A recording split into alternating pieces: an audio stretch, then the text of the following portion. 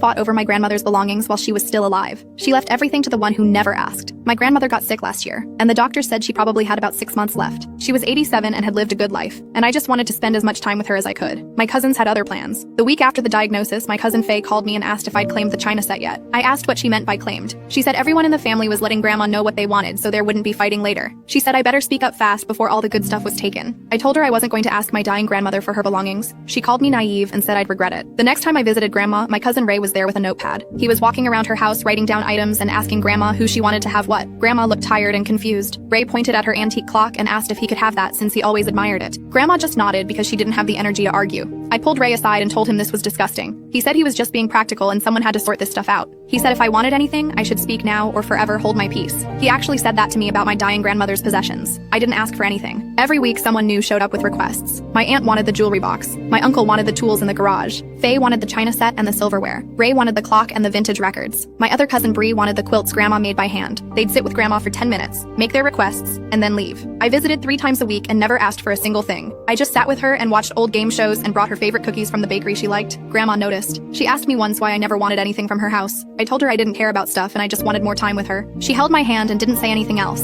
but she smiled in a way that made me think she understood. The requests got worse as grandma got weaker. Faye asked if she could take the china early so it wouldn't get damaged during the estate process. Ray asked if he could have the clock appraised while grandma was still alive so he'd know what it was worth. Bree asked grandma to write a note specifying which quilts were hers so nobody could dispute it later. I watched my family pick apart my grandmother's life while she was still breathing. They treated her like she was already gone, like she was just a house full of things waiting to be divided up. 2 months before she passed, grandma asked me to drive her to see her lawyer. I didn't ask why. I just took her. She was inside for about an hour while I waited in the car. When she came out, she looked peaceful. She squeezed my hand and said thank you for being the only one who still saw her as a person. I didn't know what she meant at the time, but I told her I loved her and drove her home. Grandma passed in her sleep 3 months ago. The family gathered for the reading of the will, and everyone looked eager. Faye was already talking about where she'd display the china. Ray was telling people about the clock and how much it might be worth. Then the lawyer started reading. Grandma left the house to me. She left her savings to me. She left everything to me, except for small specific items she gave to each cousin. Faye got 1 teacup. Ray got 1 record. Bree got 1 quilt square. My aunt got 1 pair of earrings. My uncle got 1 screwdriver. Everyone else got exactly 1 item from the categories they had demanded. The lawyer said grandma added a note explaining that those who saw her as a list of belongings